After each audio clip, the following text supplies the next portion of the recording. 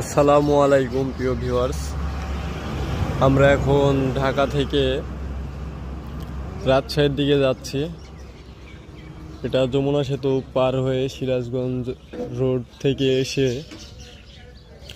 সংভেংড়ি ডাকঘর শলিবাজার থানা সংলগ্ন একটা উল্লাপাড়া উপজেলার সিরাজগঞ্জের মধ্যেই লামিয়া জান্নাতুন পেট্রোলিয়াম পাম্প, সেই পাম্পে একটু রেস্টের জন্য দাঁড়াইছি, বিশেষ করে গাড়িটা চেক করার জন্য।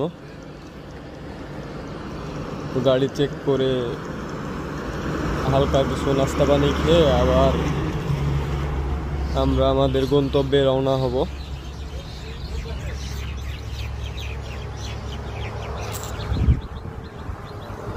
এই পর্যন্তই। সবাই সুস্থ থাকুন, ভালো থাকুন, এই কামনা সব সময় সবার জন্য। আসসালামু আলাইকুম।